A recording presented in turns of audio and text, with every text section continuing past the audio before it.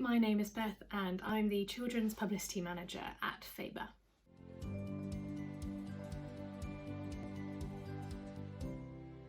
Hello and welcome back to my channel. In this week's interview we have Bethany Carter, who is a Publicity Manager at Faber Children's. Hope you find it useful and enjoy.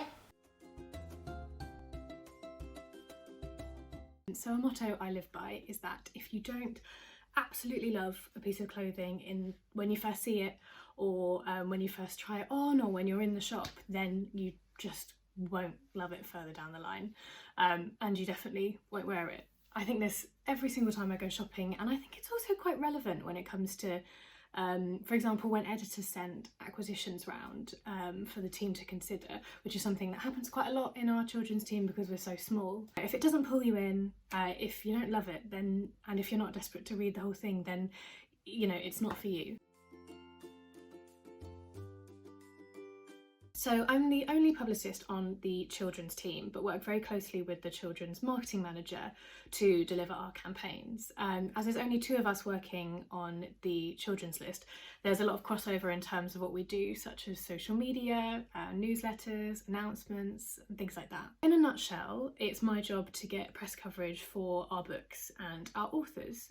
This could be coverage in newspapers, magazines, TV, radio, pretty much any opportunities we can find. We'll go for them. So it's also my job to schedule events and festival appearances for our authors, submit books for awards, and also work closely with book bloggers to promote our books on social media. I'm sure every publicist says this, but no day is ever the same. One day I might be pitching for coverage or arranging interviews, another I might be submitting for prizes or planning events. Obviously at the moment the event side of things is a little up in the air and very much all digital.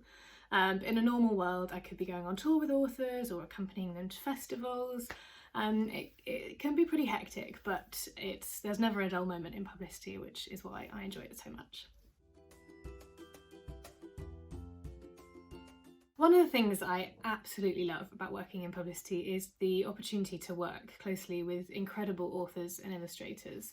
The Faber children's authors and illustrators are so talented, hugely passionate about what they do, and just really wonderful people. It's a real privilege to be able to get to know them and be a champion for their books. Sadly, this last year has put paid to one of the other things I love about my job, which is the opportunity to go to events and festivals. You know, in a normal world, a book publicist would be travelling up and down the country with their authors, visiting bookshops, festivals, libraries, schools. It's usually one of my favourite parts about the job, especially seeing kids meet their favourite authors and getting their treasured book signed and just asking the most ridiculous questions. This year has been a real learning curve and everyone's had to get their heads around virtual events. It's never the same, particularly for children's authors, but we're lucky to have this alternative way of reaching readers. And I should say also that one of the most satisfying parts of the job is when you get a really incredible and juicy piece of coverage, whether it's a TV or radio interview, a national press feature, or just a really great review. It's really rewarding and I love seeing our books get the attention that they deserve. So one thing that people may or may not know about Faber already is that we have the Faber Archive. It was created in 1975 to mark the 50th anniversary of Faber, and is an absolute treasure trove of literary gems. It's not open to the public, unfortunately, but everyone gets a tour of the archive when they start working at Faber. So I spoke to Robert, the Faber archivist, and asked him for an interesting fact that people might not know. And obviously Faber is hugely well known for its poetry list, and this is without a doubt the best documented part of the archive, and includes poets like T.S. Eliot, Ted Hughes, Ezra Pound, Seamus Heaney. But apparently, and rather interestingly, in the 40s and 50s, Faber had most success with its books on nursing, which in turn allowed Eliot to take risks and commission writers who at the time were young and unknown, and now are some of the best known names in poetry. One of the biggest challenges about working in children's publishing specifically is that despite the fact that children's books make up a third of the market, they only account for just under 5% of review space in traditional media. There are some really incredible journalists that cover children's books. They do so much with the space that they have and are huge champions for children's books online. But it just means that competition to get coverage is insane. There are so many incredible children's books out there, but simply not enough space in the mainstream media to cover them all. Which means that some books just don't get the coverage or attention that they deserve. This means that publicists have to look elsewhere, and is why we rely on book bloggers so much, and bookstagrammers and booktubers.